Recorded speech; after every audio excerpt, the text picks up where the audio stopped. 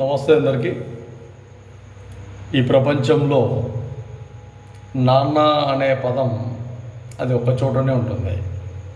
అది ఒక గొప్ప పదం, ఒక గొప్ప నాయకత్వం. నాన్న అంటే ఒక మహా లీడర్. నాన్న అంటే ఒక పెద్ద మనిషి. ఈ ప్రపంచంలో అమ్మ, నాన్న, అమ్మ అనే పదము కొన్ని లక్షల సార్లు మాట్లాడతాం. కొత్త వ్యక్తులు ఎవరైనా కనిపిస్తే ఆడవాళ్ళు అమ్మ అంటాం, అక్క అంటాం, చెల్లెమ్మ అంటాం. వరుసగా పిలుచుకోవాలంటే ఇంకొక రకంగా అత్త అనొచ్చు, పిన్ని అనొచ్చు, వదిన అనొచ్చు వేరే వ్యక్తులు. కానీ నాన్న అనే పదం ఈ ప్రపంచంలో ఆ నాన్నకే అంకితం, ఇంకా వేరే వాళ్ళకు కాదు. పెదనాన్న, చిన్నాన్న ఇట్లాంటివి కూడా వస్తాయి, కానీ నాన్న అనే పదం ఒకటే.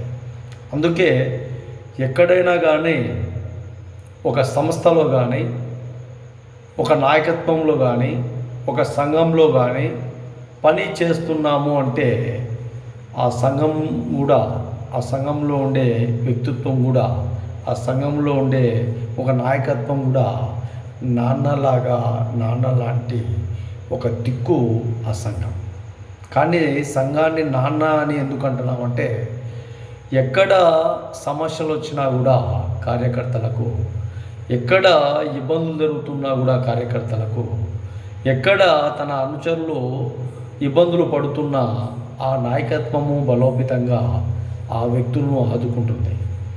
అందుకే ఆ నాయకత్వము, ఆ నాయకత్వంలో ఉండే ఒక సారాంశము, ఆ పెద్ద దిక్కు ఒక నాన్న లాంటి వాడు, నాన్న లాంటిది. అందుకు కాబట్టి ఆ సంస్థను కానీ, సంఘాన్ని కానీ, పార్టీని కానీ, ప్రాంతీయ అభిమానాన్ని కానీ, ఆప్యాయతను కానీ ఎక్కడ కూడా ఎవరు కూడా తక్కువ అంచనా వేసే విధంగా, తక్కువతో చూసే విధంగా ఎక్కడ కూడా ఎప్పుడు కూడా ఉండకూడదు. బాగా గుర్తుపెట్టుకోండి ఈ మాట.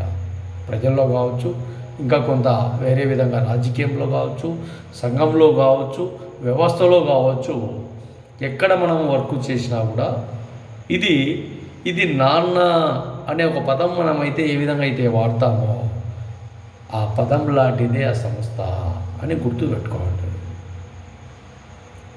ఇదే ఆలోచన మన దగ్గర లేకపోతే ఆ సంస్థకు వాల్యుబుల్ ఉండదు, ఆ సంస్థలో పనిచేసే వ్యక్తులకు వాల్యుబుల్ ఉండదు.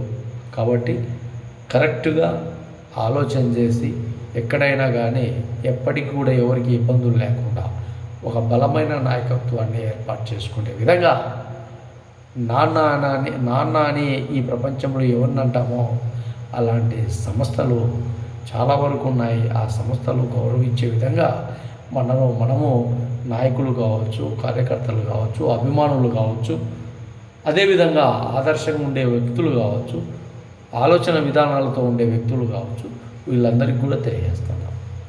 జై మహాజన, జై మహాజన.